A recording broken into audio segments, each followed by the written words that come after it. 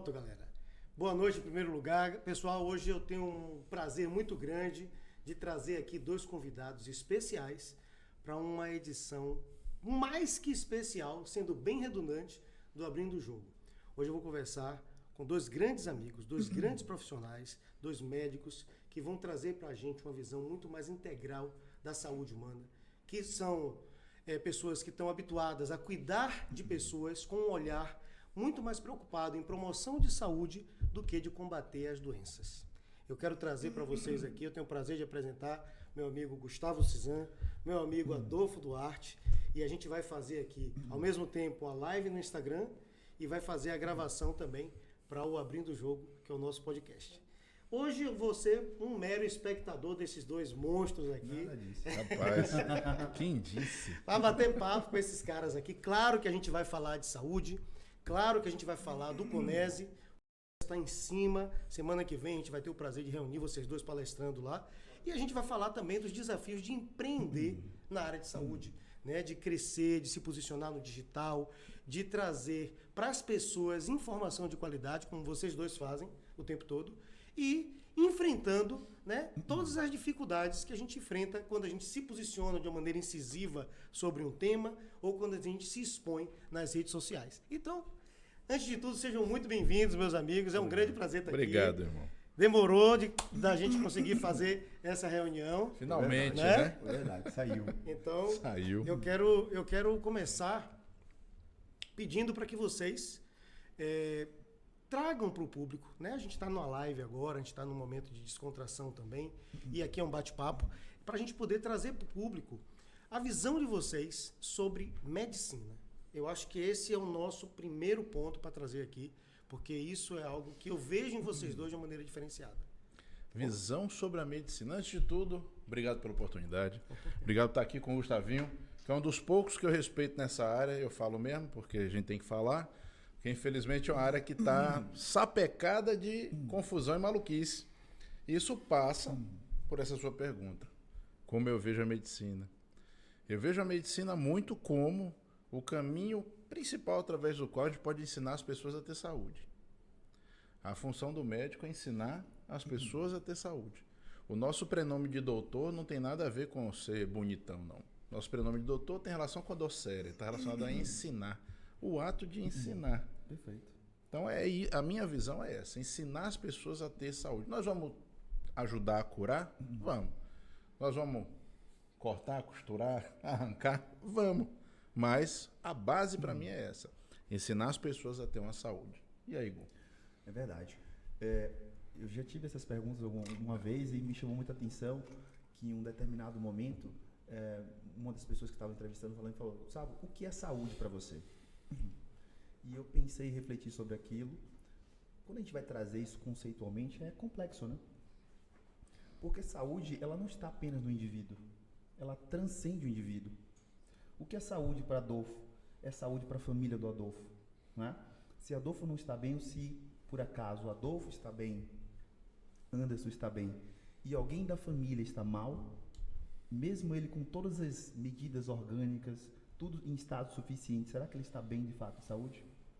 Então, o estado de saúde, né, ele transcende o indivíduo. É muito da correlação, da forma como ele correlaciona com as pessoas que estão ao lado dele, das pessoas que você convive todos os dias, a pessoa que você ama, que está ao seu lado. Então, o estado de saúde é sempre uma congregação, né? O seu nicho tem que estar muito bem para isso, e então é muito mais. Então, transcende o indivíduo. Então, estar bem, estar saudável, e nós, como médicos também, que olha para o todo, a gente olha para o contexto de saúde daquela pessoa. Quando entra um paciente no consultório, a gente não está só tratando aquele paciente, a gente está tratando a família inteira. E é responsabilidade nossa esse entendimento, essa visão. Então, trazendo mais uma vez, o estado de saúde, ele transcende o indivíduo. As pessoas, elas caminham com seu estado de saúde, obviamente, mas ela carrega a responsabilidade do outro também, né? Então, medicina cuida de pessoas. Meu amigo, é isso aí, gente cuidando de gente, né? É isso aí. Eu acho que a gente precisa aprender a rever esses conceitos, né? E hoje o que a gente pensa em área de saúde está muito misturado, e a gente está vendo isso explodindo aí, trazendo consequências terríveis, com a estética puramente e a qualquer custo. Tá? Muitas vezes com atos irresponsáveis. E a gente vê isso na medicina, a gente vê isso na odontologia, a gente vê isso em todas as áreas de saúde. As pessoas, em busca da estética perfeita, acabam... eu já perdi conhecidos assim, né? Pela busca apenas pela estética vazia, né? Ela acaba se entregando a tratamentos, se entregando a situações que levam a uma falha da sua saúde real. Em nome da saúde mental, a pessoa perde a saúde física, em nome da saúde física, a pessoa perde a saúde mental, e aí acaba o indivíduo como um todo se degradando.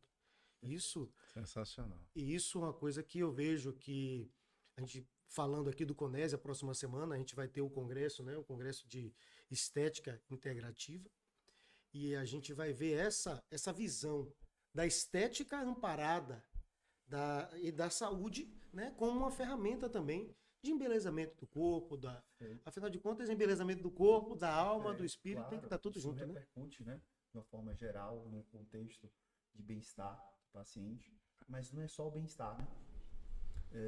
Eu acredito, por muito tempo, eles confundiram muitos conceitos, e um dos conceitos mais confundidos que eu observei durante esse processo foi o conceito do bem-estar. Eu já vi pacientes à beira do leito, algumas horas da morte, dizendo que estava muito bem, sentindo muito bem, com altíssimo bem-estar. E eu já vi pessoas com seus exames maravilhosos, dizendo que estavam péssimas. Então, a gente acabou confundindo muito isso. Isso não quer dizer que o fato de você se sentir bem, por exemplo, tomando um hormônio de forma exagerada, não quer dizer que você tem saúde. O que a gente precisa é alinhar esses vetores. Né? Você agora foi... Ele foi no botou ponto, o dedo meteu o dedo. no umbigo da coisa, cara. Gu, você meteu o dedo no conceito de resultado. Porque eu vejo uma mescla de coisas acontecer que as mesclas de conceitos das várias áreas, elas podem vir para o bem, podem vir para o mal. Então, o conceito de resultado dentro do que a gente vê, por exemplo, no marketing, quando ele veio para a área de saúde, infelizmente trouxe mais mal do que bem. Porque tem muitos resultados na nossa área que eles não são mensuráveis de uma forma tão simples. Então, quando o Gustavo traz isso, me traz, por exemplo, uma das imbecilidades recentes, que é o seguinte: não, o paciente tem TDAH sim, porque ele tomou Venvanse e se sentiu bem. Quem é que toma uma anfetamina e não se sente bem? Pois então. Isso não é critério. Eu nem experimentei esse negócio ainda. Calma. Isso não é critério. Isso bate numa outra coisa que em cima do que você abriu a fala, o Anderson. Quando a gente fala em estética, a turma confundiu totalmente a ideia do que seja estética. Eu costumo dizer que estética, a base do entendimento da estética está em conceitos aristotélicos. Então vamos lá para trás. Não que Aristóteles tenha falado em estética, não é isso. Mas qual a ideia? Vamos pensar que estética seja uma reunião de harmonia, proporção e funcionalidade. Perfeito. Porque ser bonito ou ser feio é opinião. Sim. A estética como percepção de beleza já veio muito depois, aí já foi Hegel, já foram outros filósofos mais para cá. Quando a gente vai lá para trás, não. Você vai pensar nas questões platônicas, por exemplo, a percepção do que seria a perfeição de algo. Isso é platônico, está no mundo das ideias. Impossível de ser manifestado é platônico. Sim. Falando sobre o quê? Proporção, harmonia e funcionalidade. Então, a partir do momento que você se joga num processo estético que não respeita proporção, harmonia e funcionalidade, ele deixou de ser estético. E ele deixou de ser estético. Perfeito. Nossa, bacana. Eu queria voltar para esse ponto, Gustavo. Você falou um negócio que realmente mexeu comigo. Sim. Quando você fala do bem-estar. E aqui puxando um pouquinho também para a questão da beleza, né? E aí, já que você citou Platão, vou citar Vinícius de Moraes. A beleza é um acordo entre o conteúdo e a forma. Sensacional. Né? Então, quando você traz para a gente essa questão do bem-estar, e eu falo sempre, quando o paciente busca a gente, eu falo na sala de aula, quando o paciente busca você, ele está buscando conforto. mas eu vou começar a rever a partir desse bem-estar que você falou. Porque o conceito de conforto que eu coloco é um conforto físico, é um conforto mental também, de bem-estar, de se olhar, e a questão da estética, né, na odontologia é muito presente também, eu trabalho com reabilitação oral, então a gente trabalha muito transformando, né, pessoas através do sorriso. E aí você vê uma pessoa que vem e fala assim, eu quero me sentir bem com o jeito que a outra pessoa me olha. Tá? Porque quando você não está se sentindo bem com você, e eu estou falando de estética, de aparência mesmo, de autopercepção, você se olha no espelho e você percebe algo que lhe incomoda, qualquer pessoa que olhar para você, você acha que ele está olhando e julgando esse defeito. Tem um estudo, uma prova social que eles fizeram, e hoje está bem em moda isso, né? Eles pegaram mulheres bonitas, dentro de um shopping, montaram um stand e fizeram, a gente vai fazer uma pesquisa com você. A gente vai fazer uma maquiagem de uma cicatriz no seu rosto, falsa. Você vai dar uma volta pelo shopping, pelo ambiente onde você está, e voltar aqui e relatar como foram a reação das pessoas. Aí faziam a maquiagem, mostravam para essa mulher aquela maquiagem de uma cicatriz no rosto, bem intensa, e aí disse, agora a gente vai fazer um pequeno retoque. E tirava essa cicatriz e deixava ela com a aparência dela, retocada, maquiada, e ela saía andando por aquele ambiente onde estavam várias pessoas. Todas, quando voltavam, relatavam que se sentiram mal com a maneira como foram olhadas, que perceberam que as pessoas estavam olhando para ela de uma maneira diferente por conta da cicatriz, até que eles perceberam e mostraram para ela, eles perceberam que não tinha nenhuma cicatriz. Então essa questão da autopercepção é muito importante na questão da estética. E essa questão do bem-estar, ela traz para mim isso de uma maneira muito forte, porque quando a pessoa está buscando algumas transformações, né, de corpo, de sorriso, de face, ela está buscando talvez esse bem-estar. E você colocou perfeito, nem sempre o bem-estar é saúde. Né? Nem sempre o bem-estar é saúde. A pessoa pode estar ali no momento final, mas se sentindo bem. Mas quando você consegue juntar no mesmo indivíduo saúde e bem-estar, alinhar esses vetores é fundamental. Sensacional. Progride. Os temas das palestras, interessante que eu ia perguntar isso. Eu ia pedir para vocês falarem dos temas de vocês. Vamos falar. E o CONESE é um congresso que busca, né, o tema é beleza além da estética, estética além da beleza. Né? A estética muito além da beleza, ou seja, o bem-estar e a saúde vai estar totalmente integrado, a visão é essa. E pronto, vamos lá, vamos pedir que vocês falem dos temas de vocês. Então. Pronto. Eu vou falar sobre epigenética na prática, né?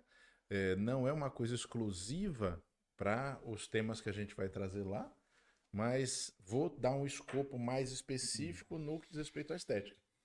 Então, hoje a gente tem como usar as avaliações e interpretações epigenéticas de forma prática. Nós trabalhamos associados com a Genex de São Paulo, onde a gente consegue ter um exame genético que traz a interpretação epigenética e propostas de ação. Perfeito. A gente está muito acostumado com exames genéticos que apenas te dão um decreto, né? Olha aqui. E aí eu olho para aquilo e falo, sim, pois é. E que fazem inferências, às vezes, que eu fico... Não, hoje eu vi, uma paciente me mostrou um exame desse, que avaliando um RS de um gene, queria dizer se ela tinha fome emocional ou não. Isso é impossível, não funciona dessa forma. Então eu vou trazer na minha palestra, de fato, o que seria a epigenética na prática mesmo, no dia a dia, como é que a gente pode usar isso para ajudar os nossos pacientes a ter melhor saúde e uma melhor estética. E a epigenética é a vida, né? Epigenética é a vida. Epigenética é a vida. Já nosso tema é falar sobre exames laboratoriais na visão funcional, também dedicado ao público, né? Onde a gente vai também passar por detalhes que vai, com toda certeza, fazer com que as pessoas que recebem esse tipo de informação consigam guiar seus pacientes, identificar também, né? E como eu também sempre gostei desse tema, né, de exames laboratoriais, sempre me aprofundei, fui convidado para falar e terei lá oportunidade para passar por esse tema, né? Que é um tema incrível, gigantesco, né? Que nos traz hoje, a todo instante você tem novas coisas sendo produzidas, né? Novos trabalhos científicos sendo mostrados. E a gente vai estar lá para mostrar para vocês. Vai ser bem legal. Novos trabalhos científicos, um detalhe, porque eu sei que este cabra aqui, a gente pensa muito parecido, Sim. e trazer visões diferentes sobre exames que todo mundo acha que entende e Verdade. acha que conhece. Isso é muito importante. É, Exato. hoje- Você acha hoje- que está normal. Hoje eu estava conversando com um dos melhores, né, cardiologistas que tem no Brasil. E não vou citar o nome dele porque ele é um cara muito... Mas ele estava conversando comigo e a gente conversando sobre alguns detalhes de um artigo que ele estava publicando hoje mesmo. Tinha acabado de sair e ele estava falando sobre aquele artigo. E a gente se aprofundou muito nisso, que foi muito interessante, porque lá no artigo ele trazia 2 medicamentos, um antagonista de aldosterona, uma afinirinona, né? E um outro medicamento. E esse mesmo trabalho que foi lançado hoje falava sobre a proteína C reativa.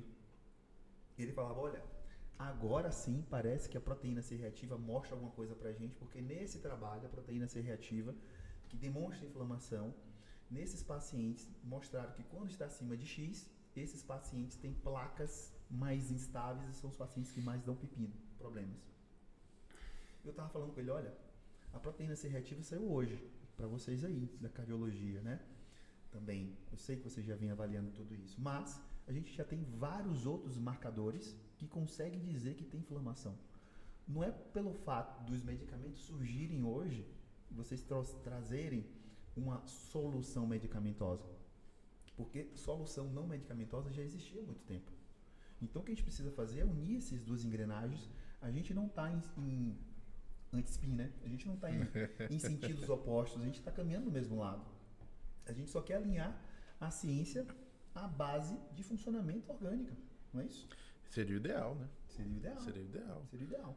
Então eu falei com ele, então, ele perguntou quais são os outros marcadores. Eu falei, olha, uma simples relação ali, avaliação de leucócitos, avaliar o fibrinogênio, avaliar a homocisteína, avaliar a relação de neutrófilo por linfócitos, tantos outros marcadores que você tem em um simples hemograma. Um Schilling, uma leptina, uma Perfeito. FCD, né? Eu já consigo dizer que aquele paciente está extremamente inflamado. A relação de neutrófilo para linfócito hoje, ela é tão fidedigna que eu consigo ver se aquele paciente que deu entrada com dor anginosa, ele tem um supra ou não.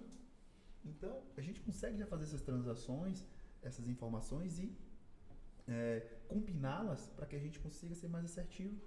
Né? Perfeito. Então, é justamente isso que a gente estava conversando. Ele, poxa, eu vou dar uma pesquisada sobre isso, que legal. Então, é isso que a gente precisa fazer. É desses encontros que a gente precisa promover para que dali saia realmente a verdadeira ciência, né? Concordo E não com você. a pura ciência medicamentosa, que não é só isso. Que é o que a gente tem, né? Que é o que a gente fundamentalmente tem. A briga já está assim há muito tempo. E eu acho que nos últimos anos a gente sofreu muito por isso. Porque existe um quê comercial muito grande por trás de tudo que se determina para a medicina. E isso é muito ruim. A gente vive uma medicina fortemente comercial há pelo menos 80 anos. E isso, não vou entrar em detalhes, e Rockefeller e tudo mais, isso é papo para outro dia, mas eu digo o seguinte, na hora que a gente começa a perceber, isso está acontecendo, que essa solução medicamentosa ela não é suficiente, é interessante que a gente acaba voltando para o que existia antes. É verdade. Né? Acho isso, inclusive, bom, humilde, a gente precisa ter essa humildade de voltar para isso. E espero cada vez mais grandes colegas como que você citou, percebam isso. Vai ser bom para todo mundo. Sabe, meu amigo, que eu percebi muito nessa questão de encantamento, desencantamento da área de saúde e tudo mais. Sabe aquela ideia que a gente tinha de pacientes com câncer antigamente? Que a gente fala assim, tal pessoa teve câncer, era sempre uma pessoa bem afastada da sua família? É a mesma impressão que eu tenho que aconteceu com a questão da mercantilização da medicina. O que aconteceu era que esse tema de mercado médico sempre foi colocado dentro de um bloco de unidade de hospital, onde os diretores tratavam disso e quem estava toda à frente era a massa que eles jogavam para frente. Isso. E isso saiu do hospital, veio para o médico do corredor, veio para o médico, que veio para o médico, que veio para o médico, e hoje está todo mundo falando disso, mas com uma incoerência, porque tudo se aplica em diversas áreas, exceto na área de saúde. Perfeito? Na área de saúde, quando você aplica determinadas fórmulas, essas fórmulas se tornam muito canibais. E isso agride demais tanto o próprio médico, que muitas vezes também é um refém daquele sistema, né? E às vezes utiliza aquilo ali, como também o paciente que está na outra ponta. E Verdade. veja no que a medicina se tornou. Você acaba vendo profissionais extremamente sobrecarregados, extremamente exigidos, né, pela sociedade e por si mesmos, porque acaba virando um circuito de entrar num escopo já pré-existente, de se adequar àquilo. Toda vez que você tem alguém que diverge um pouco daquele conceito, daquele rol de ideias, ele sofre, de uma maneira ou de outra, uma pressão negativa e, no fim das contas, você falou, o paciente acaba sendo o mais afetado. Eu vejo hoje, tá, e olha, eu não sou médico, eu não entendo de exames laboratoriais nem de saúde integrativa como vocês, mas eu fico extremamente impressionado e desconfortável quando eu vejo um paciente que chega com aquele hemograma simples, dizendo, não, fiz meus exames, está tudo bem, está tudo ótimo. Eu estou com colesterol bom, estou com açúcar bom, estou com triglicérides bom, tá ótimo, minha saúde está maravilhosa.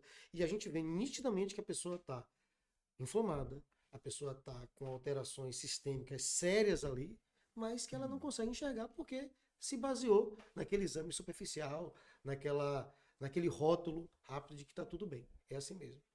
É que é tudo feito em pacote, sabe, Anderson? Uma coisa engraçada. Na minha faculdade de medicina, eu nunca tive uma aula sobre exames. Você chegou a ter? Não. A gente aprendia exames laboratoriais, como a gente fala aqui na Bahia, viu, pessoal? Quem não for da Bahia, vocês vão entender. É um método natural. A gente aprende naturalmente. Entendeu?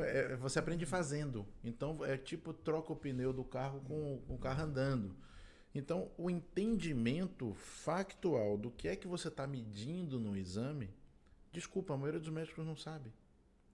Então, ele não tem como interpretar porque ele não entende o que ele está fazendo. Ele só sabe que o número tem que ser acima de X ou abaixo de X, acima de Y ou abaixo de Y. Porque a gente aprende assim. Sim. Então, você tem os conhecimentos no curso antes, mas eles não são conectados de forma a você compreender. Se isso é proposital ou não, pessoal, não vou entrar nisso agora, mas eu digo o seguinte, acaba se tornando uma situação onde toda a linha de uma ponta a outra, ela tem esse defeito. Sim. Essa interpretação não é oferecida porque simplesmente o profissional não sabe. E ele não entende que aquilo é importante. Então a intenção dele é boa, ele está fazendo o trabalho dele, está tudo certo. Só que ninguém explicou para ele o quanto isso era importante. Sim. Saem situações como essa. É tipo aqueles pacotinhos de exames, né? Sim. Que tem 6, 8 examezinhos. 6, 8 examezinhos em geral, pouco a gente pode extrair disso. Aí vem falar, por exemplo, que a gente pede muito exame. Porque a gente sabe interpretar, ler, interpretar e aproveitar aqueles dados. Né? É engraçado, aí a pessoa ainda fala assim, o médico me pediu mais de 100 exames. Eu digo, parece que o cara vai ficar tirando uma agulhada de cada vez, né? E o mais interessante é isso. Na verdade, o conceito está errado. O que acontece? Você pediu um exame. Com vários resultados. Você está pedindo vários testes. Porque você está examinando aqueles dados para poder emitir uma opinião. Então, na verdade, o exame é um. É verdade. É verdade. Resumindo aqui, eu já estou ansioso para assistir aula de vocês dois lá no Conésio. Eu passei a entender um pouquinho desse negócio aí. A gente... Nessa questão mercadológica e nessa questão de posicionamento de vocês dois são bem ativos na rede social. Sempre tem lives, sempre tem vídeos que vocês estão colocando, estão trazendo temas ali abertamente. E eu queria que vocês falassem um pouco sobre a importância desse fluxo de informações. Porque hoje o Instagram, ele veio, né, e não dá para negar a influência dele no mercado. Ele veio para, do mesmo jeito que ele promove bons profissionais, ele promove qualquer um que saiba se promover. E eu falo muito de vendas, de persuasão, de negociação, de saber fechar um protocolo clínico com maestria, utilizando PNL, a gente sabe que sobre posicionamento. O profissional de saúde, e eu digo sempre assim, o profissional de saúde que é bom, e que sabe resolver o problema do paciente e não se posiciona, porque não sabe se vender, ele está abrindo espaço para esse paciente se tratar com alguém que não vai resolver o problema desse paciente, que não vai ser bom em tratar esse paciente, mas que é bom em se vender.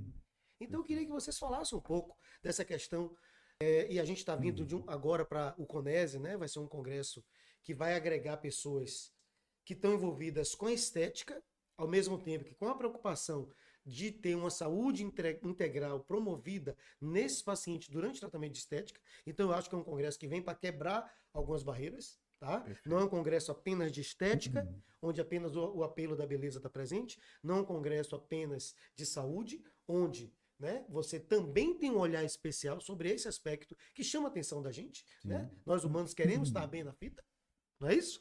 E eu queria que vocês falassem um pouco sobre a questão do posicionamento, porque a gente vai ter lá vários profissionais que vão estar lá presentes buscando esse conhecimento e que muitas vezes são muito bons e que não sabem se posicionar, se vender como profissional, que assim, eu digo sempre, não, ser bom não é o bastante, você tem que ser bom e transparecer para as pessoas o quão bom você é.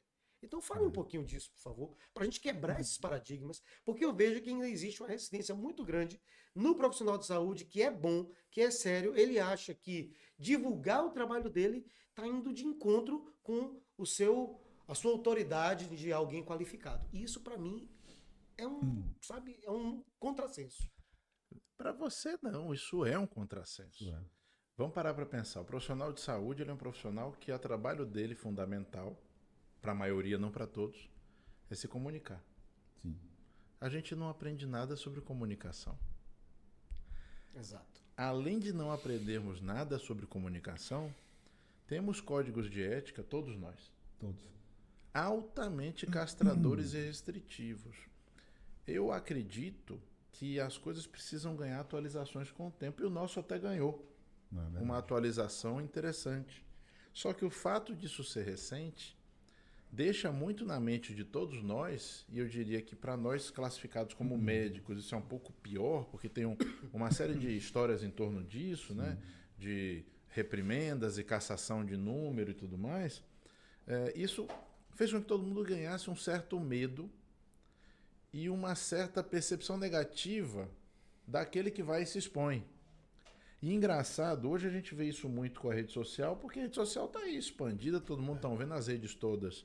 Mas isso sempre foi assim. O profissional que estava na mídia, em geral, ele já tinha, de uma certa maneira, uma percepção negativa dos pares. Sim. Isso já acontece há muito tempo. Né? Ele era mal visto, né? Já era mal visto. Por um lado, tem as questões éticas, por outro lado, tem as invejas, tem todas essas outras coisas, mas só para falar uma coisinha sobre o que você falou, que eu acho importante demais. O profissional precisa se colocar, de fato, você tem razão. Porque senão a gente deixa lacunas para serem preenchidas por aqueles que a gente percebe que talvez não devessem estar ali. Nós temos vários exemplos disso que nós não vamos falar aqui. Aí eu vou passar a palavra para Gustavo. Para eu falar, não, né?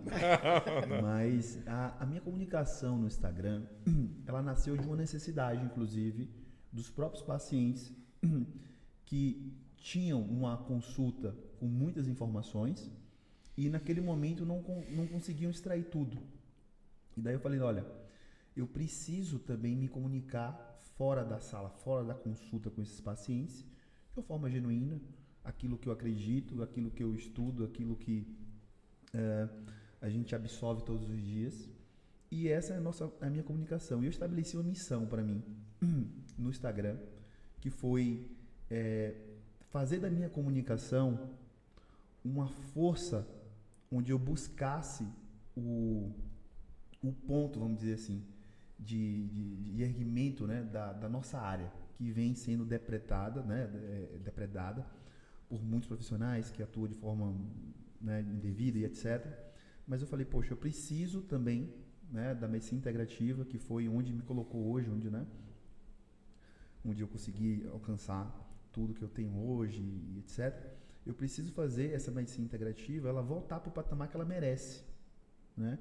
E uma forma que eu tenho de fazer isso é utilizando o meu Instagram, me comunicando de forma verdadeira com as pessoas, trazendo todo dia os insights, trazendo todos os dias os artigos, pegando esses artigos, destrinchando e colocando para informação, né? Porque a comunicação completa é isso, né? Você pega a informação que talvez seja um pouco mais complexa e traz para as pessoas ali, para que elas possam utilizar no momento seguinte. Então, hoje a nossa missão é justamente fazer essa alavancagem da nossa área, que está um pouco mais... sentir alguns duros golpes, né? Por conta de outras pessoas e tudo mais, mas hoje a minha missão é justamente essa. E tem dado, acredito que tem dado certo. Tem dado, sim, claro. O que acontece, isso aí acontece em todas as áreas. Às vezes, profissionais que utilizam da ferramenta marketing, rede social de uma maneira abusiva, criam uma mancha, uma nódoa tão grande em determinadas profissões, que o fato de você se posicionar... Outro dia eu estava falando com uma aluna, ela dizia assim, eu postava, eu costumava me posicionar, mas outro dia alguém me chamou de blogueira e eu fiquei totalmente desconcertado e eu me inibi. Eu disse, vem cá, gente, você ser blogueiro é você fazer blogs. Onde é que está a ofensa nisso, né? Pois é. Mas foi tão Pejorativo. né? Foi tão desgastado o termo, que como agora é influência, não se fala mais blogueiro. Agora é influência, né? Então, fulano é influência, fulano é coach, fulano é blogueiro, fulano... E as pessoas veem assim, aí já ficam associando a imagem a algo. E aí o que acontece? Essa mancha do posicionamento errado de alguns profissionais inescrupulosos, que tem em todas as áreas, né? Todas as áreas, e de empresas grandes por trás também forçando isso, acabam fazendo com que o fato de você se posicionar lhe cause receio de ser colocado no mesmo prato daqueles da balança, daqueles outros lá. E é o que a gente estava falando aqui mais cedo, antes de começar aqui a nossa live, a gente estava falando disso, né? De pessoas que mancharam tanto determinadas áreas, determinados segmentos da saúde, que acabaram fazendo com que outras pessoas boas se sentissem inibidas. Por muitas vezes falta de coragem de se expor. Sim, e tem que ter coragem de se expor. Tem que ter coragem para se expor também. Se expor. Agradar todo mundo não é possível. Isso que você tocou, né? Onde existiam empresas ali atrás que forçavam muitas vezes essa condição, né? Eu sempre reflito muito sobre isso porque por conta do marketing médico também, né? Obviamente você ensina isso, sabe muito bem. Mas eu não acredito no profissional sem paixão. Eu não consigo acreditar em um profissional que não tem paixão. Aliás, eu não consigo ver evolução de qualquer que seja a área se não houver um apaixonado. Se hoje existe um avião, é porque existe alguém apaixonado por tirar os pezinhos da terra. E foi Santos Dumont, viu? Foi Santos Dumont. Não foi porra de White, de irmãos Wright, não. Foi Santos Dumont. Uma briga aí, é verdade. Foi Santos Dumont. Palhaçada. Palhaçada, pô. Se a medicina integrativa está nesse nível, né, vamos dizer assim, de evolução, foi porque existe um apaixonado. E toda vez que você tem uma alavancagem de um apaixonado, eu acho que você, sabe, eu acho que o tubarão vai e as rêmoras vão atrás também. É verdade. E a gente percebe muito dessa onda, né? No momento ali onde você teve os apaixonados, pessoas que levaram a ciência, aquele nome da saúde para frente, e naquele momento você vai ali, umas rêmorazinhas também, buscando ali, né? Ou morder alguma coisa, e isso que geralmente que mancha, né? É o que atrapalha. Você vê que a referência com as rêmoras é interessante, né? Porque elas sobrevivem dos restos do tubarão. Isso não vai ser necessariamente negativo. Perfeito. Só que aí a gente vai ter algum outro tipo de situação que seja talvez uma parasitose, né? Perfeito. E que vai levar ao que acontece hoje. Isso é um problema e assim, sempre existiu, tá? Perfeito. Eu estou acompanhando isso desde os 14 anos. Então são mais de 30 anos acompanhando isso. E eu vi isso acontecer diversas vezes em ondas. Em ondas. E não só na nossa área. Sim. E, então eu não acho que isso vai deixar de existir. E acho, inclusive, que Anderson falou de um ponto que eu falo assim, nós temos culpa. Sim. Porque esse processo de exposição maior, a gente tinha que ter começado muito antes. Muito antes. Porque as lacunas que a gente deixou trouxeram parte desses problemas. Mas ainda dá tempo. Dá, claro que dá. Tanto que a gente está fazendo o trabalho por isso, né? Então, insistimos, continuamos, estamos ali sempre, porque a gente sabe que dá tempo e funciona. E aos pouquinhos a gente vai trazendo gente pro lado de cá. Gente, olha, esse papo aqui é papo pra noite toda, Fácil. tá? É papo pra noite toda. Mas a gente precisa tomar alguns cuidados, questão, por exemplo, o Instagram. Talvez a gente esteja com a live muito longa e eu vou fazer um convite, então. Uma proposta.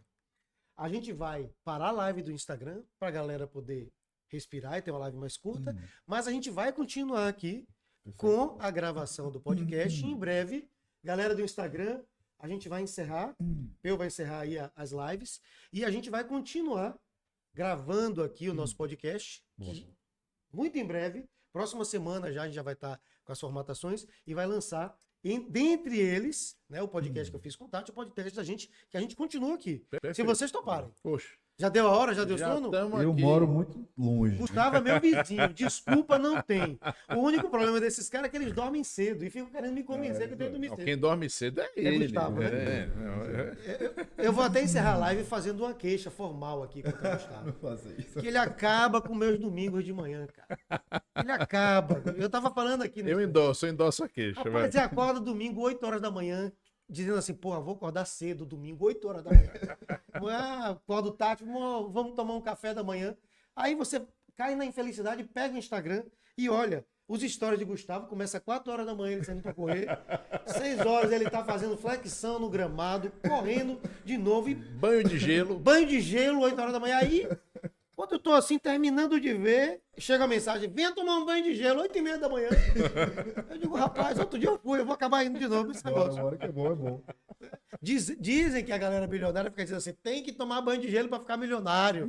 Eu já tomei a porra do meu banho de gelo. Né? E até agora Tô esperando. nem eu. Galera do Insta, a gente vai se despedir. Você encerra aqui as lives do Insta, a gente vai se despedir de vocês. Mas Valeu, olha, pessoal. Obrigado, Boa viu? noite, pessoal. em breve a gente tá com a continuação desse papo aí no YouTube e também os cortes, né? A gente vai Boas cortes. preparar os cortes aqui. Então, um beijo. A gente encontra vocês no Conese, Dia- 13 e 14, 14 de junho, no Conese. A gente vê vocês lá. Tá, vamos continuar então nosso papo aqui, né? Vamos estar desligando. Ele ali, tá ó. desligando lá a live do Insta, a gente Depois continua aqui. Manda um link pra mim do Conese, né? Pra eu anexar lá. A gente também, vai colocar. Deixa congelado Deixa aí que assim, depois eu vou fazer Depois a gente faz o o post compartilhamento. compartilhado. Mas se vocês toparem, vamos continuar o papo Bora, aqui. Bora. A gente Tamo tá aqui. aqui entre amigos, tá tudo sendo gravado e a gente vai continuar, a galera do YouTube continua e os cortes. E aí agora tem que ter a parte da resenha. Se eu não tivesse com tanto fio aqui, eu ia puxar vocês pro lado de lá pra gente jogar dado, jogar baralho e fazer mais. Hoje vai ficar Hoje só a gente abrindo o fica jogo aqui. sem jogo. É isso aí. Só abrindo o jogo.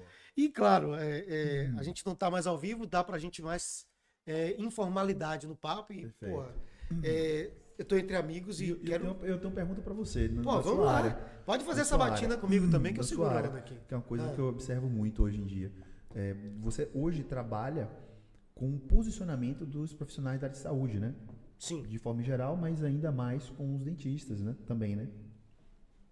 E o que eu observo muitas vezes, Anderson, é que, por exemplo, a gente já teve várias empresas, né? Que chegaram até a gente, ou então que a gente foi até elas, mas que... A gente tava falando disso. Exatamente, que durante o processo, a postura deles, né, com orientações técnicas e etc. que eram utilizadas, não foram técnicas que foram, vamos dizer assim, não digo validadas, que talvez tivessem até sido validadas, mas não foi algo que trouxe resultado. Em que sentido? O resultado tanto na conversão, vamos dizer assim, né, mas também no posicionamento deles. Eu observo sempre um posicionamento muito agressivo. E eu vejo que muitas vezes dentro da área da saúde, o posicionamento ele tem que ser medido com uma certa balança que ainda não foi amolada, vamos dizer assim. Eu queria saber o que é que você percebe nesse contexto onde você prepara as pessoas para se posicionar, para vender, que é algo, ainda é um calo, um peso ainda desses profissionais, e principalmente o discurso como é alinhado com eles, né? Eu queria que você trouxesse um pouco disso também. Vamos lá. Primeiro entender, você fala de indivíduo ou empresa? Indivíduo. Porque são duas coisas importantes da gente discutir. Isso. Eu costumo dizer que hoje a gente está vivendo na rede social um momento único. Por quê? Você tem muita gente com acesso àquela informação. você tem muita gente podendo também divulgar o que quer. Hoje é democrático, você divulga o que quiser. Claro que tudo tem consequência, né? Escolha sua, o resultado também. Mas o que que acontece? O profissional de saúde, eu percebo em alguns colegas uma resistência. E hoje na mentoria eu tenho biomédico, médico, dentista, farmacêutico, eu tenho profissionais de saúde variados fazendo esse treinamento. Eu percebo uma resistência em se expor. As pessoas fazem assim, eu quero cuidar do meu marketing, mas eu não quero aparecer. Aí eu fico falando, cara, se você não botar a sua cara, você vai fazer um Instagram igual a um cardápio de restaurante. Apenas com fotos de antes e depois, cards informativos, e vai ser algo frio, sem vida. Para você se posicionar e para que você possa se posicionar corretamente no Instagram, você tem que entender o que é que você está fazendo. Ninguém vai para o Instagram assistir aula. As pessoas vão para o Instagram se entreter. Então, se você vai fazer um Instagram voltado para o seu paciente, você tem que mesclar informação, mas você tem que dar também ali para ele um pouco de você. Porque quando eu entro no Instagram lá do Dr. Adolfo, do Dr. Gustavo, eu não quero ver apenas a informação técnica que vocês têm para dar. Eu quero ver como pessoa, como paciente, como audiência do Instagram, eu quero ver quem são vocês. Então, toda vez que você pega uma empresa e aí a pessoa fala assim, não, eu gostaria de ter o meu Instagram pessoal e o da clínica. Cara, Instagram de clínica não existe. É o seu Instagram. Você pode ter, por exemplo, lá a gente tem a Santé, é uma escola. Se você entrar no Insta da Santé, tá cheio de pessoas. Porque pessoas se conectam com pessoas. Então, quando eu trago para você como profissional, eu digo, olha, você precisa aprender a se posicionar corretamente, quer dizer que você precisa falar com o público certo, quem é o seu público, qual a persona, que tipo de paciente você quer atrair, que tipo de paciente você trata, que tipo de problema você resolve. É isso que você tem que colocar e é com essa pessoa que você fala. Ao mesmo tempo, quando essa pessoa chegar até seu consultório, ela tem que encontrar o mesmo você que está lá no Insta. Então você tem que ser de verdade. Senão você tem prazo de validade. Né? Porque não é de verdade, tem prazo de validade. Então, quando você se posiciona e você quer atrair as pessoas para o seu consultório, para a sua clínica, é você que é um profissional completo, que é uma pessoa que corre de manhã cedo, que sai para tomar um vinho, que bate papo, que brinca. Né? Não é ficar postando foto, esse é meu café da manhã. Não, é ser você, é ser genuíno, não fazer um tipo. E essa pessoa vai chegar ao seu consultório, vai encontrar você de verdade. E esse você real que está ali tem que ser equivalente ao você virtual que ele encontrou na rede social. Senão, não casa. A pessoa vai encontrar, eu vou procurar lá um doutor Gustavo, um doutor Adolfo, um doutor Anderson, irreal. E quando eu me encontro com vocês, no ambiente não está. O ambiente não é aquilo que eu esperava, a sua recepção não é aquilo que eu buscava, e eu vou estar totalmente frustrado. E não vai haver conexão. Porque as pessoas não vão se conectar com você irreal. Elas vão se conectar com aquele você que... obrigado.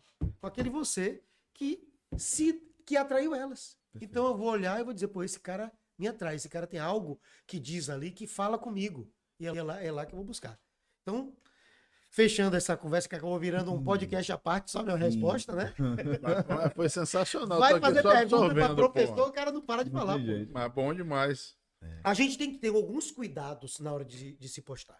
Então, a gente tem posts para atrair seguidores novos, atrair pessoas novas para o seu meio. Posts para transmitir conhecimento. Posts para conectar com essas pessoas. Eu até criei uma sigla, por causa da mentoria Action, eu criei o Action, né? Que é atrair, conectar, transformar essas pessoas, instruir, fazer ofertas também e nutrir esse relacionamento. Porque senão você ia entreter em alguns momentos, se divertir ali. Tá? O post que eu faço numa segunda-feira não é o post que eu faço numa sexta-feira. Segunda-feira a gente está chegando no início da semana, a gente quer se conectar, a gente quer encontrar pessoas. Né? E eu vejo vocês fazerem isso. Vocês fazem posts informativos, mas ao mesmo tempo estão lá. São vocês. Isso que é importante, é botar a sua cara ali. Né? Eu tomo até cuidado para não ser eu demais. Eu também. Porque senão vai afastar todo mundo, você preso. Eu costumo dizer que a rede social é uma vitrine muito grande, pro bem e pro mal. E se a gente não se posicionar, meu amigo, se a gente não colocar isso ali como realidade, a gente vai deixar que os outros se posicionem. O silêncio dos justos, né? Que Rui Barbosa já falava. Verdade. Foi a nossa falha, eu concordo. Mas como você falou, né, Anso? A autenticidade é tudo nessa área. A gente precisa estar sendo verdadeiro. Verdade. Tá bom, todo mundo é um personagem. Mas eu concordo com você, que o que você está vendendo, você tem que entregar. Então, acho bom isso, acho fundamental. Porque a gente vê muito isso não acontecer. E eu acredito no que você falou. Quem não acontece dessa forma vai ter prazo de validade. Então, vamos levando dessa maneira, que acho que funciona bem. A autenticidade e ofertar o que você realmente entrega. Né? É isso mesmo. Como, por exemplo, correndo 4 horas da manhã, né? De sunga branca, né? Para todo mundo olhar. É isso aí, faz parte. Rapaz, olha, tem um livro. Você falou de uma coisa bacana aí. Tem um livro que se chama Todos São Importantes. Esse livro, despretensiosamente eu fui ler esse livro e tive uma aula de marketing dentro desse livro. Eu já quero ler isso aí. Esse livro Vamos é anotar, uma coisa vamos anotar. interessantíssima. Foi o livro que eu fiz o código de ética da clínica, né? Extraí muita coisa bacana de lá. Uma das coisas interessantes que no livro ele cita é justamente sobre a postura, né? E ele fala isso de uma forma muito interessante, porque ele coloca como se fosse ali, vamos dizer assim, clínicas de saúde, vamos dizer assim, nesse sentido, e ele coloca uma linguagem, né? Uma linguagem onde ele trabalha a condição de venda e tudo mais, mas numa condição muito humanizada. Um dos exemplos desse livro é que a história acontece que o menino que vai tomar conta de tudo lá na frente, ele assistiu o pai avançar na vida e ser diretor de uma grande indústria, onde todos reclamavam da indústria, da forma de trabalho que era colocada, como a empresa, essa indústria, essa grandiosa indústria, enxergava os seus funcionários, a comunicação interna, como é que era. E ele assiste essa indústria em ascensão e também em declínio. E ele assume essa empresa depois. E ele fala assim, não, eu tenho que modificar esse meio aqui, eu tenho que modificar essa condição aqui. E ele começa a modificar essa condição, e um dos limites finais do livro ele fala que se entrevistasse uma pessoa de uma outra indústria e da indústria dele, a pessoa ia falar que nunca, jamais queria sair daquele ambiente, que é um ambiente mágico, onde a empresa consegue olhar, onde a gente consegue fazer, resolver as coisas. Então ele fala muito do elemento cultural, né? Da própria indústria, da empresa ali.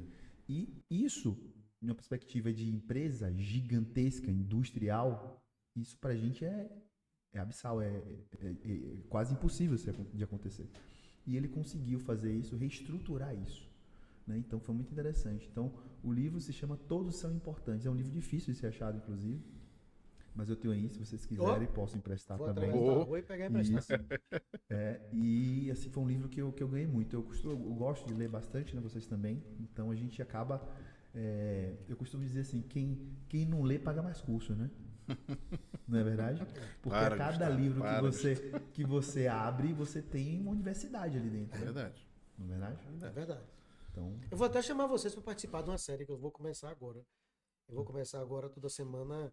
Eu fiz um anúncio disso, inclusive, no Rios. Botei alguns livros que me influenciaram. E eu vou agora, toda semana, vou explorar um desses livros. Que legal. Bacana, e aí a gente pode fazer um bate-bola. Bacana. E pedir indicações de livros. E você podia fazer um vídeo, Sim. pelo menos, ou uns stories aí, depois transformar isso no Rios, falando desse livro. Sim. Pô, isso que você trouxe aqui tá bacana, já vai virar um corte. Sim, né? sensacional. Mas é bem interessante. Mas tem uma coisa que eu acho que vocês dois vão poder me ajudar bastante nisso, que é o seguinte. Como a gente é profissional da saúde, né? Vocês são médicos, eu sou dentista e tal. E somos, de certa maneira, também educadores. Sim. Tá? O que que acontece? A nossa vivência como médico, como educador, ela tem uma abrangência entre colegas e entre pacientes. Só que a gente tem, inevitavelmente, uma outra atuação que, como profissional da saúde, a gente não recebeu uma formação para isso. que é de empresário. Então, para você ter uma clínica hoje, para você ter seu consultório hoje, eu só tenho um funcionário. Você tem uma empresa, você é um empresário, você tem que saber lidar com o paciente, você tem que saber lidar com sua equipe. E você colocou aí a questão que hoje está muito em alta, que é a questão da cultura da empresa.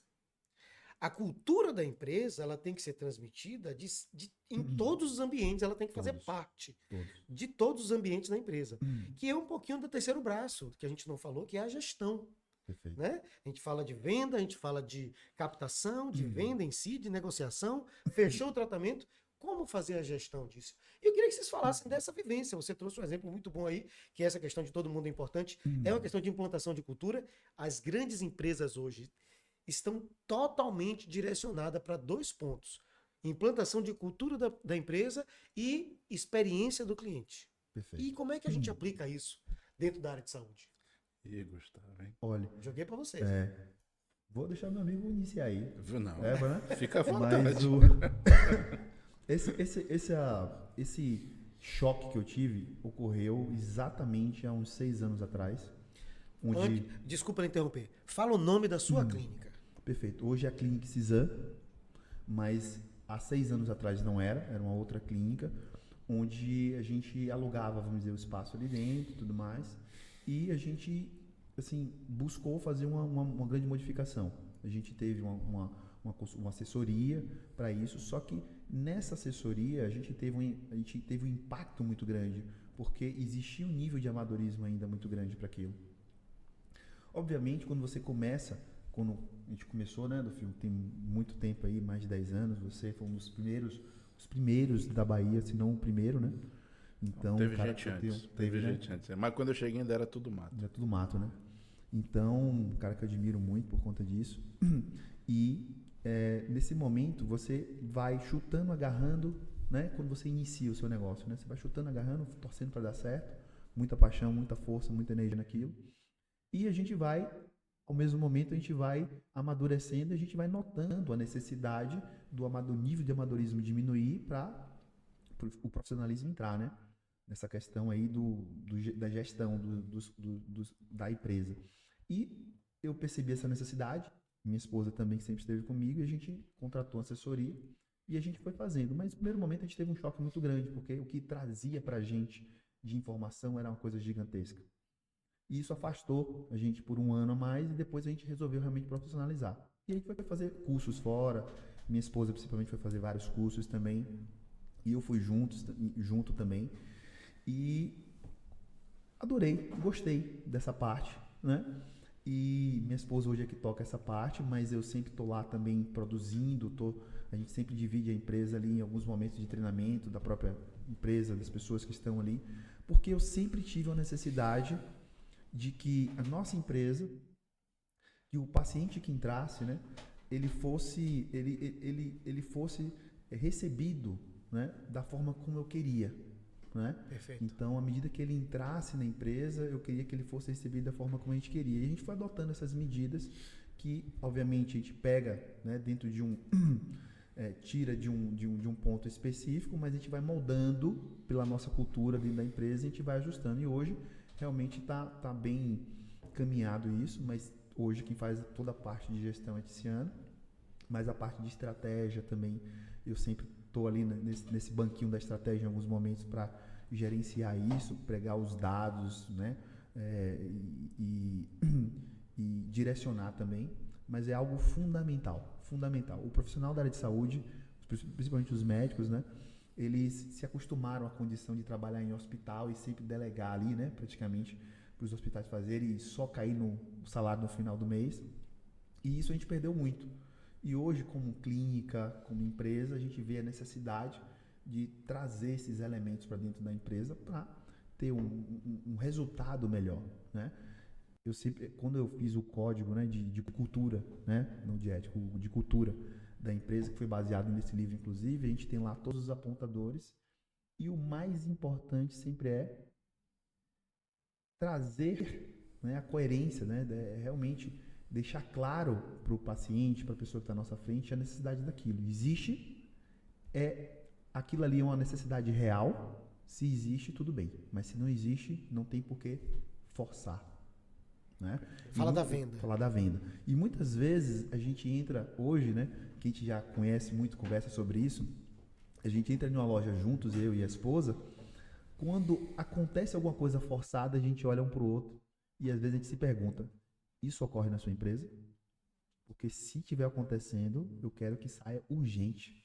Perfeito. Porque é muito ruim isso. Perfeito, perfeito. Perfeito. É o gato e o queijo, né? Isso. O Shinyashiki, ele falava muito disso, né? Do vendedor gato e vendedor queijo.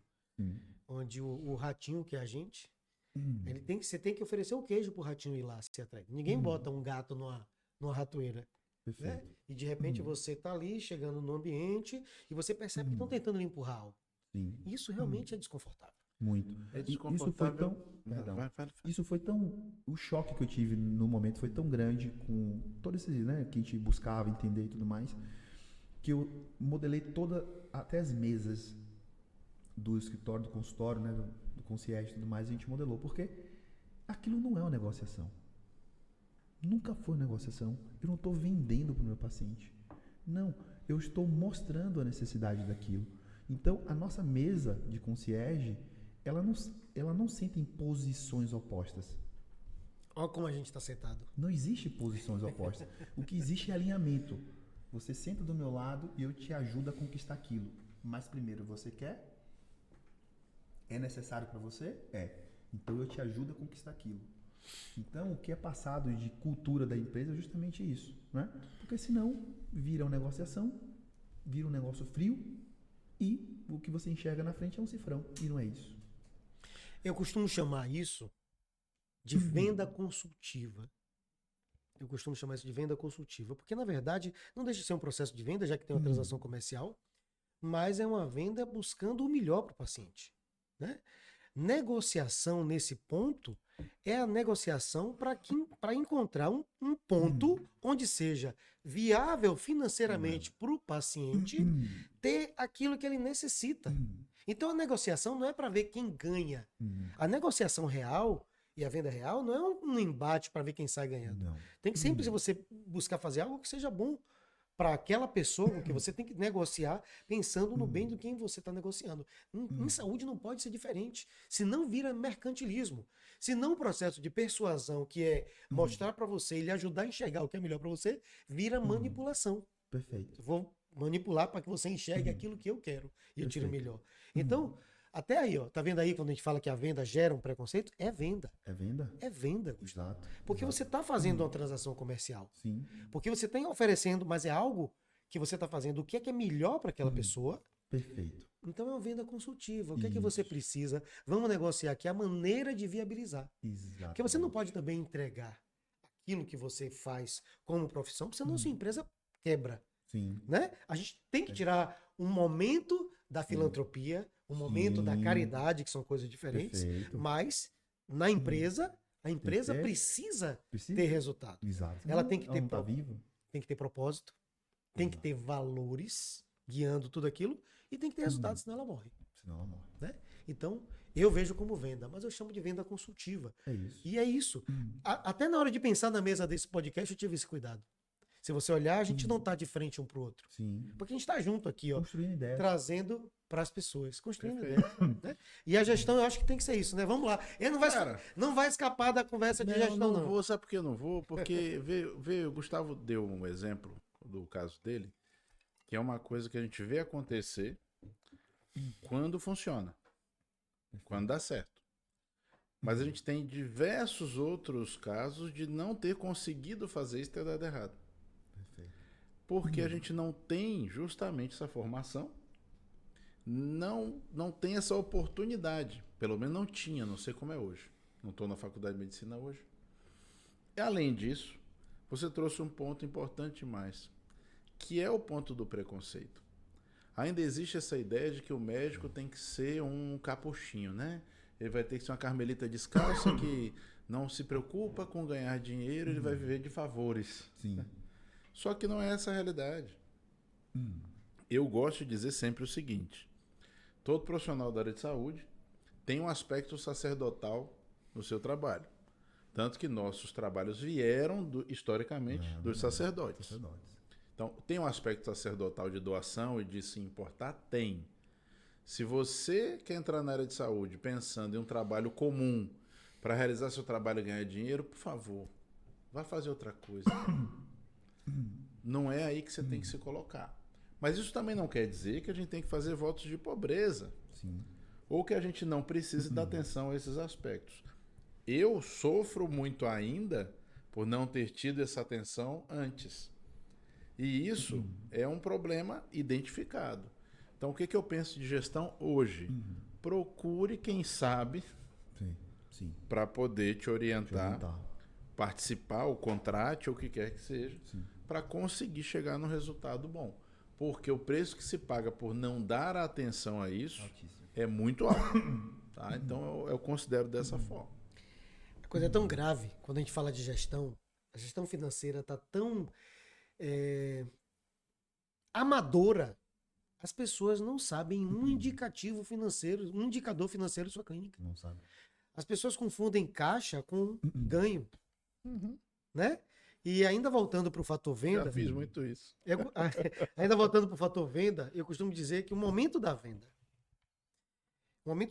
é que vai determinar toda a sua entrega. Se você não consegue vender bem na área de saúde, você vai ser uma cabeça cheia num consultório vazio. Porque exatamente tudo que você aprendeu, tudo que você teve de formação, de treinamento, tudo aquilo que o paciente necessita, só vai ser entregue se você conseguir mostrar para aquele paciente que essa é a melhor solução e que você é a pessoa certa para dar aquela solução. Senão ele vai procurar aquela grande rede ou aquele outro profissional que está apenas trabalhando em cima de marketing e competição por preço. A gente está tendo na odontologia agora... Valor, né? Isso. Se você não mostrar... Quem questiona seu preço não reconhece seu valor, Exatamente. Né? Isso é na venda, na quebra de objeções, ela é importante. A gente está tendo agora na odontologia a quebra de uma grande rede de clínicas, de franquia, né? Clínicas populares, franquia de clínica popular, quebrando. Por quê? Porque se posiciona em cima da briga por preço. E o paciente, por outro lado, a rede social, a internet está dando para as pessoas acesso à informação também de qualidade. E o cara começa a olhar e dizer, poxa, isso não é tão bom quanto eu pensava. Pagar mais barato aqui não está saindo caro. Saindo caro, no final. Né? E na medicina isso está acontecendo. Ao mesmo tempo que você vê grandes aglomerados, grandes conglomerados comprando pequenas clínicas, pequenos hospitais, pequenas empresas. E a gente está vivendo grandes blocos hoje dentro da medicina e na odontologia isso também vem acontecendo. Entendi. Grandes monopólios, né? Monopólios. Nos últimos 20 anos isso aconteceu muito. E gera uma série de preocupações, né? Preocupações. Porque monopólio nunca é bom. Nunca é bom. Porque você tem um efeito em cascata aí que é gigantesco. A gente teve agora a vinda, né, de um grupo de profissionais médicos, né, que fizeram um grande centro de hospitalar, né, aqui na Bahia, que são de Minas, né? E eles vieram e em um determinado momento eles solicitaram uma equipe de anestesiologistas, né? E a equipe, geralmente, de anestesia é uma equipe fechada, né? Que já eles monopolizam também. E em um determinado momento de negociação não foi para frente. E o que aconteceu? Ele falou, ó, como o anestésio na Bahia não está conseguindo me dar isso daqui por esse tal preço, etc, eu vou trazer de fora. Eles trouxeram não sei quantos médicos profissionais de fora para tomar conta daquele processo. Então veja como o monopólio também consegue ter, né, vários outros recursos e quebrar, né, esses pontos daí e gera um impacto local. Isso gera um impacto local. Essas empresas, principalmente quando chegam, elas estabelecem regras que são regras duríssimas para as pessoas que estão utilizando, mas que não sabem também, né? Então, quando a pessoa chega na emergência, ela não sabe que ela tem que ser atendida em X minutos, ela não sabe que o protocolo do médico é engessadíssimo. O médico que pensa fora da caixa, ele sofre muito em unidade de emergência, porque ele não tem espaço para clicar em um outro exame que ele queira pedir.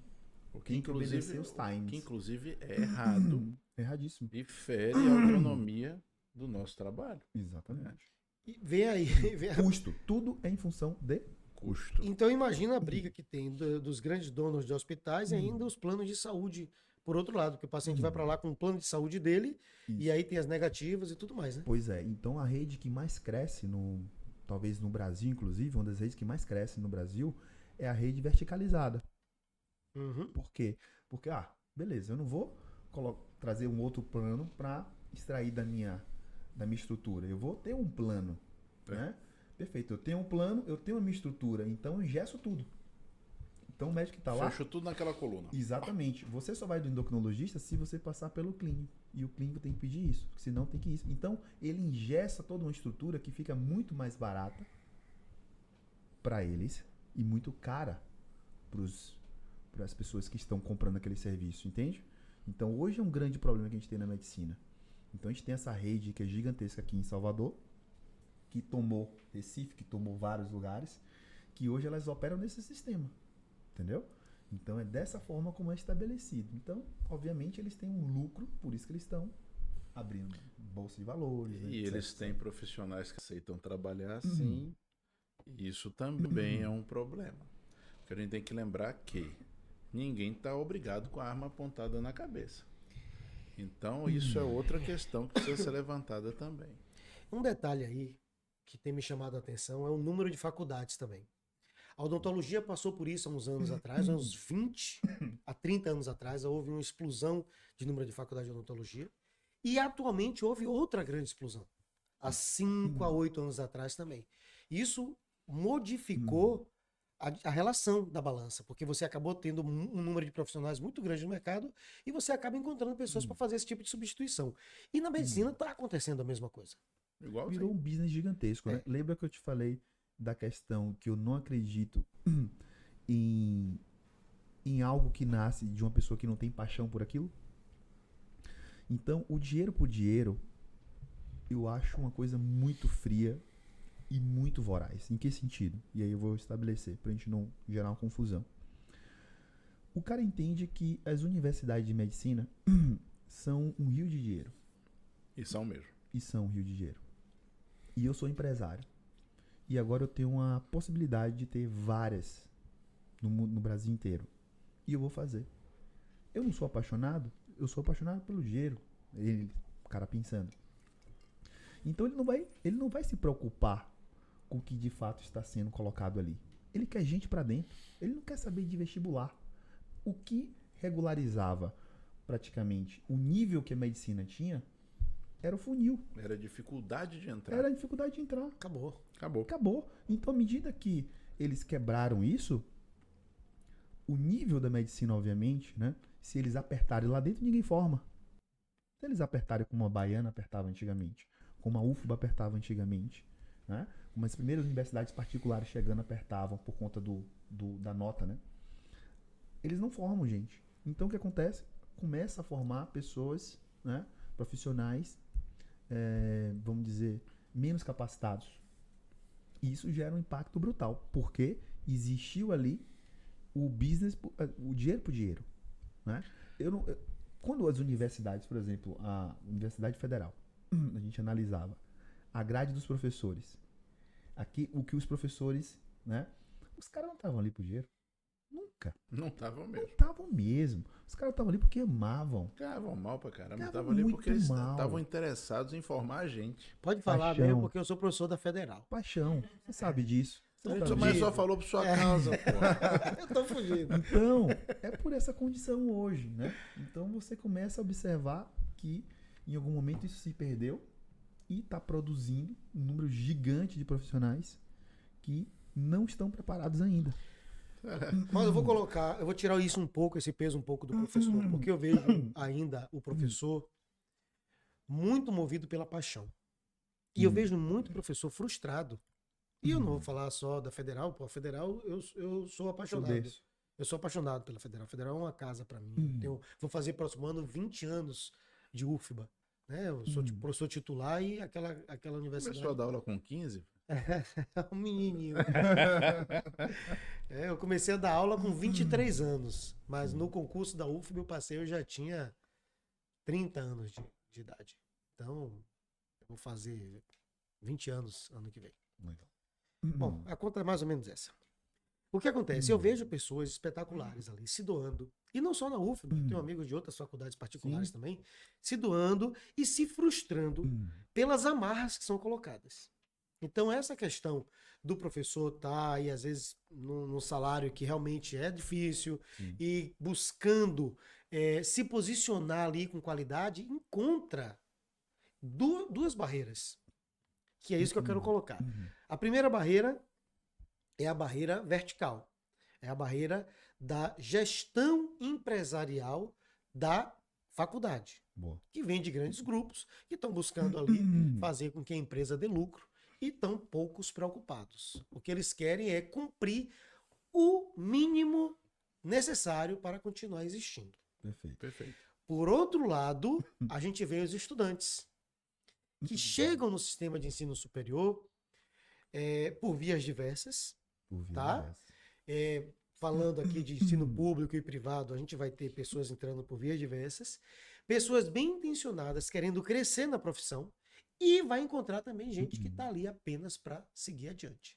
Só que o que eu percebi nesses últimos 20 anos é que a matéria-prima, gente, ela vem sendo sucateada.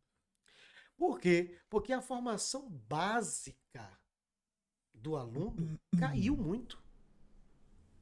A formação básica lá de ensino médio, de ensino fundamental, caiu muito. Aí as pessoas vão coloca a culpa nas cotas, coloca a culpa no sistema de ensino, coloca a culpa no preço da mensalidade. Não é isso. A matéria-prima geral caiu. Então, quando chega na universidade, você tem pessoas... Eu sempre disse, eu já dei aula em várias universidades. Eu já estive em várias faculdades da Bahia, do interior da Bahia, até no Canadá eu já dei aula. E em todas elas, eu vi pessoas brilhantes e pessoas medíocres passando por ali. Qual é o problema que eu vejo hoje? Eu diria que uma ode à mediocridade. É uma ode à mediocridade. As pessoas não querem mais tratar o ensino superior como algo para se destacar realmente. Às vezes eu vejo pessoas se sentindo intimidadas por se destacar. Do mesmo jeito que na rede social você vê pessoas dizendo assim, você é blogueirinho, eu vejo alunos sendo constrangidos por se dedicar demais. Para que isso tudo, rapaz? Você passa com tanto. Para que isso tudo? Para que isso tudo? E esquece que estão construindo um profissional, cara. Perfeito. O que você está construindo na faculdade ali é o profissional que você vai se tornar. E todas as relações profissionais que você vai ter na sua graduação. Com colegas que vão ter uma visão sobre você, com professores que vão ter uma visão sobre você. E pior, com você mesmo. Porque a visão que você tem sobre você, sobre o bom profissional que você é ou deixa de ser, você vai carregar a vida toda. Isso. E o que é que você percebe nesse contexto? Hoje eu tive em consulta com um professor também, ele é professor de física, de cursinho, e ele me falou assim, Gustavo, o que eu percebo hoje, ele falou exatamente isso, da degradação de material humano. Ele falou, Gustavo, o que eu percebo que está faltando é tempo de qualidade com a família. Isso é um ponto assim que a gente observa que isso está levando realmente essa degradação, né? E obviamente que a gente não está preparado, a gente não tem filtro suficiente para o que a gente está vivendo de invasão social, interação social, né? Muitas redes, etc, etc. Eu percebo muito isso no dia a dia também. É assim, eu faço um grande filtro, né, das redes sociais. Então a gente está lá no Instagram, eu tenho ali 200 pessoas, ou quase eu sigo ali, porque a seleção cabe a você, não é verdade? Então a sua busca, se você segue 15 mil pessoas, pouco provável que sua interação, que seu filtro esteja funcionando muito bem. Então, nessa condição de escolha, né, eu acho que é importantíssimo a gente filtrar um pouco disso também. E, obviamente, essas crianças, essas pessoas, né, eu vejo que tem ali por trás uma família, alguma coisa nesse sentido, um ambiente familiar, né, não é 100%. Eu sempre enxergo um grau, uma certa falta ali também. Esse ano, eu sempre coloco metas, né, no ano. E uma das metas que eu tive nesse ano muito clara foi ter mais tempo de qualidade com meu filho, obviamente, mas ser mais orientador dele. Estar mais próximo dele. orientar mais ele na atividade da escola, sentar com ele, fazer ditado, fazer coisas, porque eu sei que isso no futuro vai entregar um resultado diferente. Eu vou dizer, talvez nem tanto pela qualidade do que você vai ensinar, mas pelo fato de ser você ensinando. Sim. Porque a Faz toda a presença da gente como pai, né, somos 3 pais aqui, Faz a toda a presença diferença. do pai, a presença da mãe, Sim. mas a nossa atuação ela tem que ser muito em uma questão de dar a base para essa criança. Sim. E eu vejo muitas vezes as crianças. Somos os faróis, né? É, Quando o Gustavo coloca isso, está servindo de farol. E estão faltando faróis, não vou falar da família, mas eu posso dizer para você o seguinte, eu percebo um processo de estupidificação social, da década de 90 talvez para cá, com alguns conceitos que são igualmente estúpidos, né? Por exemplo, tudo é bom e tudo vale a pena. Ah, que história. Todo mundo pode emitir a opinião sobre tudo. Pode até pode, mas não quer dizer que eu vá dar atenção. Perfeito. E por aí a gente vai. E parte daí para um problema. Desvio de finalidade. Para que existe universidade? É para todo mundo ir para a universidade? Nunca foi. E quando eu falo isso, sempre aparece algum imbecil para dizer que eu estou sendo elitista. E eu não estou sendo. A questão é, você vai na oficina mecânica levar o seu carro para consertar. Você vai na sorveteria tomar um sorvete. Você vai na universidade fazer o quê? A ideia de que a universidade foi feita para formar profissionais, ela está errada. A universidade nasceu para se discutir ideias, se desenvolver novas técnicas e conceitos. A universidade não deveria ser o lugar para criar o técnico que executa. Perfeito. A partir do momento que ela se torna isso, começa o problema, porque se eu quero ser profissional em uma coisa, eu tenho que passar pela universidade, e aí se criou um problema lá atrás. Tá bom, isso ficou no passado. Só que aí depois vem uma nova estupidez. Ah, então todo mundo vai passar pela universidade. Mas nem todo mundo precisa passar pela universidade, inclusive nem todo mundo quer passar pela universidade. Verdade. Mas se ela virou a barreira para você poder exercer uma profissão, a pessoa acaba sendo quase que obrigada a isso. Verdade. Ao mesmo tempo, veio o efeito qual? De desvalorizar quem não passava, que é outra estupidez gigante. Porque você chega em países de fato com desenvolvimento social e intelectual e você encontra um engenheiro ganhando um valor por hora e o pedreiro ganhando 15% a menos só, 10% a menos só. Verdade. Então entendam, tem uma quantidade de erros anteriores que vão levando a esse ponto. Pau que nasce torto nunca se endireita, né? O negócio começa errado, ele vai ficando errado cada vez mais. E a gente está tão distante da origem que o erro está desse tamanho. Incorrigível. É incorrigível. Então, a gente viu isso tudo acontecer. Quando começou a pipocar a universidade privada, você é contra isso. Não é questão de ser contra ou a favor. Não é esta a finalidade. Há muitos anos eu vejo falarem em valorização do ensino técnico, que é importante, fundamental. Exatamente. E, inclusive, nas nossas profissões, era para existir o técnico e o universitário. O técnico, o aplicador das técnicas, com todo o saber necessário para a aplicação das técnicas, e o universitário, que é o que desenvolve as novas técnicas. Não é tão difícil. Não fui eu que inventei isso. Isso é conhecimento clássico. É clássico, é. Mas se perdeu.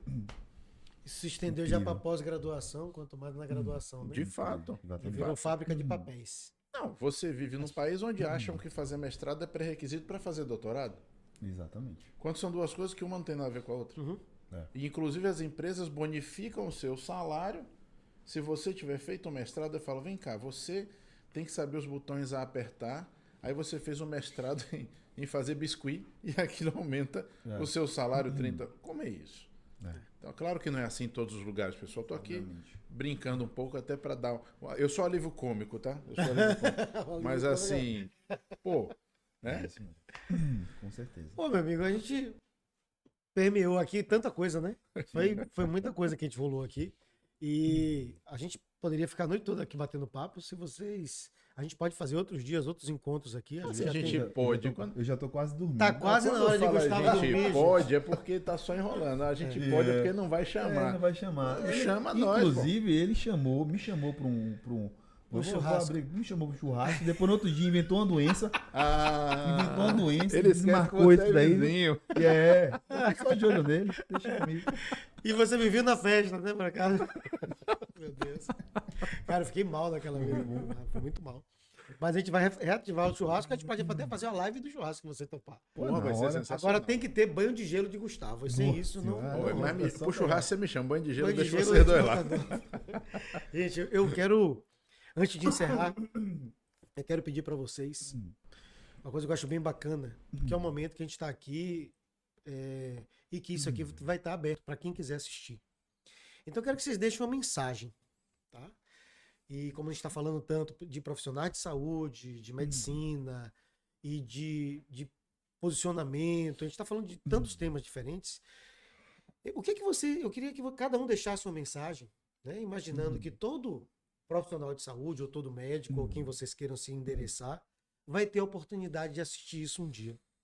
Então, fale com essas pessoas que estão aí, né? E com quem vocês gostariam de falar, o que tiver no coração de vocês. Então, esse tempo é de vocês aí, para que vocês possam falar. Fica à vontade, Gustavo. Profundo. Ele agora quer que a gente Olha, fale uma coisa bonita, hein? Uma coisa É bonita. coisa bonita. Eu vou lembrar do meu avô, porque meu avô foi um cara que, inclusive, fez com que eu enxergasse a medicina. Então, eu vou lembrar dele. Ele é vivo ainda, tem 94 anos. Eu cuido dele, graças a Deus, Você já mostrou ele nas redes. Né? várias vezes. E ele falou assim pra mim uma vez: filho, nunca atenda uma criança. Atenda um filho. Ô filho, nunca atenda um idoso. Atenda um avô. Filho, nunca atenda um adulto, atenda um pai. E isso ficou registrado no meu DNA. E hoje, toda vez que eu vejo uma pessoa entrar no consultório, eu me lembro disso. Então, é isso que eu deixo para vocês, novos médicos que estão entrando na área, né? Pessoas que desejam atuar, que você saiba que ali existe um amor de uma pessoa, né? E que você tem que dar o seu melhor para fazer ele se sentir bem, né? Curar aquilo, né? Tocar. Então é isso. Sensacional. O Vou seu, pegar pra mim essa. o seu paciente é o amor da vida de alguém. Sem dúvida. Essa frase a gente tem num quadro lá na escola. Exatamente. Sem dúvida. Exatamente. Então, falando em amor, né? Eu digo pra você que pretende ser profissional de saúde ou você que já é. Se você não ama a gente, faz outra coisa. Verdade. Só isso. Se você não amar a gente, faz outra coisa. E só pra não dizer que eu falei muito sério, Gustavo lembrou do avô dele, eu vou lembrar do ET Bilu. Busque conhecimento. Pô, velho, até Bilu. Tirou isso, cara. Não, você tirou isso. Ai, velho, outro dia eu fui citar mestre Yoda, os caras, quem? É muito massa, né? A gente gosta de tudo, né? A gente tem que saber também. Tem que ser um pouquinho geek também. Não tá dando ainda, não. Velho, eu quero agradecer vocês, tá? Pela disponibilidade. Todos dois, poxa, na mesma hora, não, vamos fazer, vamos acontecer. E a gente tá aqui agora batendo esse papo, falando de muita coisa diferente. Tem muita coisa que ficou na minha cabeça aqui que eu vou depois buscar isso. Ideias que surgiram pra gente fazer aqui. A ideia do livro, tá? Legal. Tá lançada. Já aí. tá topado. Pode me marcar, eu quero participar disso, vamos Já fazer tá aí topado. como um bate-bola. Vocês dois são caras super preparados e eu espero que a gente possa, com esse papo aqui, abrir caminho para que as pessoas se interessem pelos temas que a gente trouxe aqui. Perfeito. Como professor, como educador, como profissional da saúde, eu acho que o que vocês dois falaram de cuidar de pessoas, de se não gosta de gente, não se envolva, e de que veja o seu paciente o amor da vida de alguém, isso tem que estar no nosso dia a dia. Então, se você quer ser um profissional de saúde qualificado, saiba que você está lidando com pessoas trabalhando para pessoas e tratando dessas pessoas da melhor maneira que ela merece. Porque todo mundo merece um tratamento digno. E a gente não pode se perder nessa missão que a gente tem. Ao mesmo tempo, você tem que entender que que as principais pessoas que você vai ter que cuidar são sua família. Isso. Então, se posicionar como profissional. Porque o paciente, ele tem um problema de saúde e você tem uma habilidade de cuidar desse paciente, resolver muitas vezes, né? Nem sempre, muitas vezes, esse problema de saúde. Mas você, ao mesmo tempo que você tem que lembrar desse cuidar dos outros, lembre, você precisa cuidar de sua família. E em que sentido? Se cuidar como profissional. E aí vem de novo aquele tema do início, de saber se posicionar, saber se vender e saber gerir o seu negócio. Para que você possa atingir mais pessoas e abalar, né, e afetar positivamente a vida de mais pessoas. Eu acho que a nossa grande missão é isso. Estar bem para que possa fazer esse bem aí. Perfeito. E, velho, o papo ficou bem lúdico aqui no final. Bom, Mas eu quero dizer que eu cresci muito com esse Abrindo o Jogo de hoje. Eu vou encerrar por aqui nosso podcast, tá? E agradecendo mais uma vez, doutor Adolfo Duarte. Eu que agradeço, irmão. Muito obrigado. Uma honra ter você aqui, um grande amigo presente na mesa. Meu amigo mais recente, mas não por isso menos grande amigo, que meu vizinho Gustavo Cizan também, doutor Gustavo Cizan. Vocês dois são excelentes profissionais e eu tenho certeza que as pessoas que tiverem oportunidade de ter vocês cuidando da saúde deles, vão ter todos os benefícios, vão ter todas os cuidados que a medicina pode dar, mas ao mesmo tempo vão se encontrar com dois seres humanos espetaculares que eu sei que vocês dois são. Obrigado, irmão. Valeu, galera. Valeu. Obrigado. Valeu, galera. Até mais. Valeu, pessoal. Vamos encerrar aqui.